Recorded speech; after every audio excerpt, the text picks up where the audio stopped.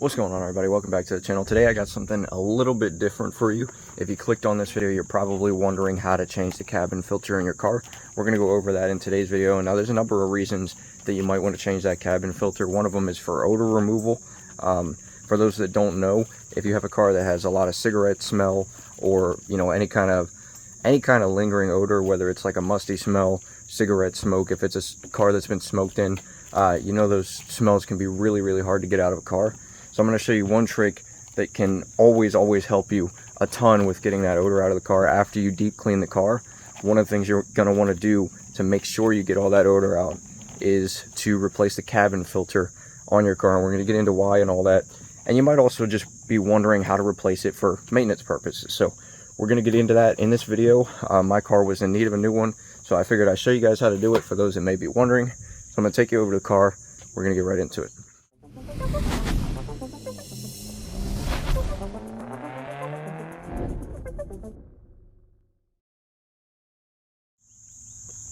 Okay, so first things first, where is the cabin filter on the car? Now, there's a couple ways, depending on your exact model, and you could read your owner's manual or just do a quick Google, find out how to access it.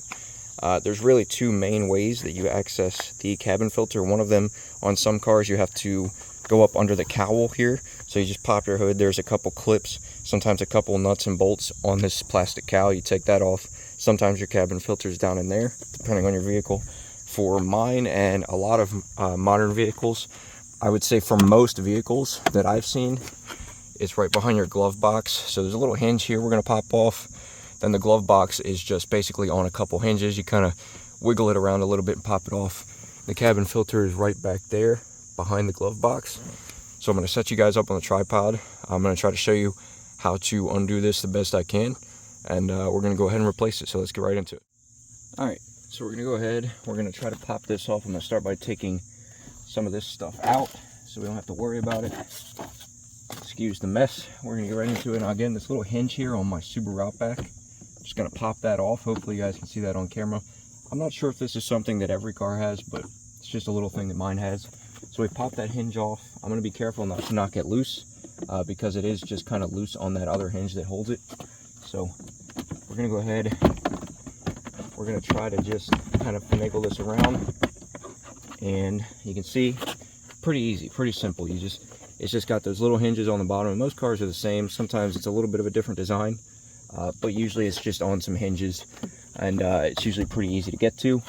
Now if I take you guys in a little closer, not sure if you can see back here is the little clip that we're going to need to take off. So this is clipped in. You can see it has arrows to tell you which way it goes up. When you replace the cabin filter, there is a certain way it's supposed to go in, so make sure you pay attention when we take the cabin filter out. And then when you put the new one in, make sure you put it in the way that it's meant to go in. All right, I'm going to go ahead, pop this off really quick. Try not to stand in your guys' way. See if I can. So it's just some tension clips that you're going to release on here, and it'll pop right off super easy. Now you can see there is the cabin filter right here. So go ahead and pull this out. And you can see mine doesn't look too bad, but it is due for a replacement. See, it's a little dirty, dusty. It's got some buildup in it. It is not supposed to be that dark color. Over time, these will get buildup, and you can just blow it out with some compressed air if you want to, but the filters do break down over time, so there's a reason that you're supposed to replace them. Now, if you're wondering for maintenance purposes, all you really need to do is look at your owner's manual. It'll tell you how often you're supposed to replace it and all that good stuff. For odor purposes, the reason that we replace this is because your cabin filter, for those that don't know, is what your air circulates through when it comes through your vents. So if you have an odor in there, or it sometimes can pick up odors outside as well, the odor can get trapped, especially if it's like a smoker's car or something like that.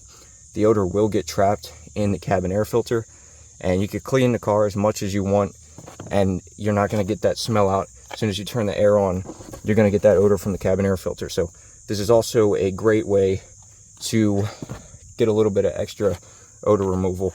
And they do have filters you can get that have scents built into them. I personally don't prefer those. But we're going to go ahead. We're going to put the new one in here. So give me 1 second here. Let me grab that filter and we'll stick it in. Okay, so here is the new air filter, and just for comparison, you guys can see here how much more clean that new one is than the old one. Night and day difference there, right? So try to get it on camera there for you. Night and day difference. Now this is just a cheap air filter. If you guys are looking for filters or cheap parts for your car that you need, highly recommend rockauto.com. You can filter and sort through all types of makes and models on there, and they have all types of stuff ranging from different prices, from high quality to just cheap little air filters and stuff like that. So rockauto.com is where I get all my filters. One thing I'm noticing, this one that we just took out has that arrow, shows you which way it goes up. This one does not. The new one does not, but you can see that the numbers are printed a certain way, so I'm just going to assume that we're going to put it in right side up according to the numbers. So there is a certain way you're supposed to put these in. We're going to go ahead and move you guys a little closer so you can hopefully see a little bit better there. So we're going to go ahead, all we got to do, slide this right back in, same way that we took the other one out, and it just slides in there. Some of them fit a little bit more snug than others. This one just kind of sits in there. You can see it's not super tight or anything like that. Kind of just sits in there nice and flush. I wouldn't recommend shoving it in there too hard.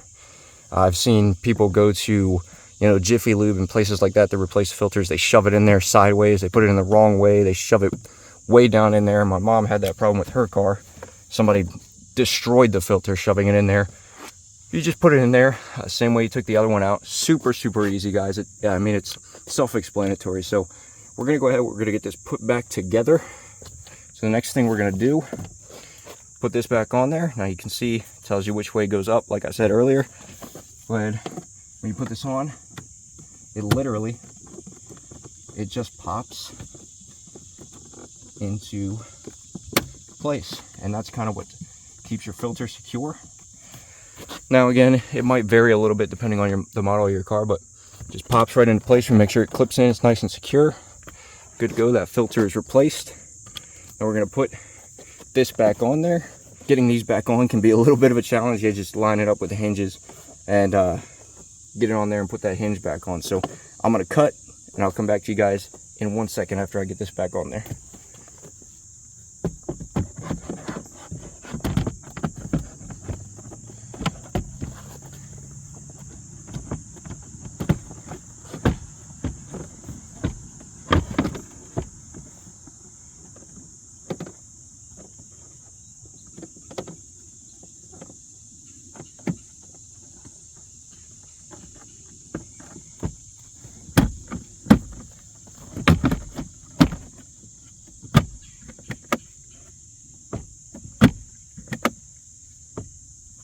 Alright, so there it is. I might not have even had to cut that. I'm not sure. I guess we'll see when I go to edit the video.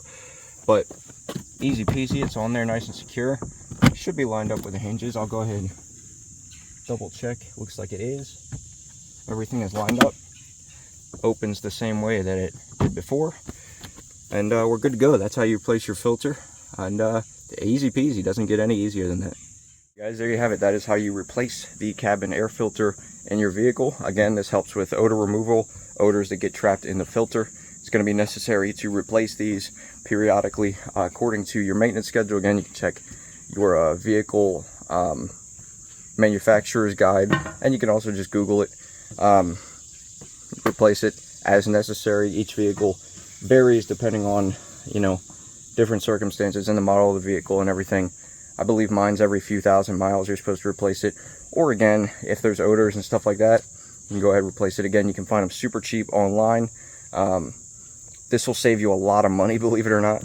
You don't have to pay for the labor, and you can find filters for just a few dollars online. So do not let dealerships or mechanics try to charge you an arm and a leg to replace a filter, because it is very, very easy. So hopefully this video helped you guys out. If you want to see more content like this on the channel, let me know in the comments what you would like to see.